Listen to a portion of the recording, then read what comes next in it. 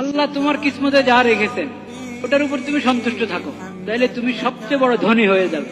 এটা এত সহজ না, এটার জন্য ফিকির করতে হয়, মেহনত করতে হয়, আল্লাহর কাছে চাইতে হয় যে আল্লাহ এই তৌফিক আমাকে দান করে। খালি আফসোস করতে থাকা যে আমার এই নাই, এই নাই, এই নাই, নাইয়ের তালিকা, নাইয়ের তালিকার তো শেষ আছে নাকি? দুনিয়ার বিষয় আমার কি নাই ওই তালিকার দিকে তাকাবেন না কখনো, কি আছে ওই তালিকার দিকে তাকান। কি আছে, আল্লাহ কি দান করেছেন। যে সবচেয়ে বড় ফকির সে যদি তালিকা করা শুরু করে তার কি আছে, তাইলে কয় পৃষ্ঠা লাগবে লিখতে। আমি যদি এটা চিন্তা করি আমার কান সচল, চোখ সচল, আমার দেমাগ সচল, ব্রেন সচল, আমার হার্ট কাজ করে, কিডনি কাজ করে, এরকম আপনি আপনার 3.5 হাত বডির মধ্যে চিন্তা করা শুরু করেন।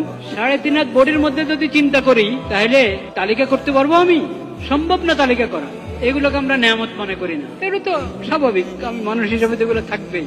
পুরা আমার 3.5 হাত বডির মধ্যে আল্লাহর যত নেয়ামত আছে, লাখো নেয়ামত, সব এক কথা শেষ।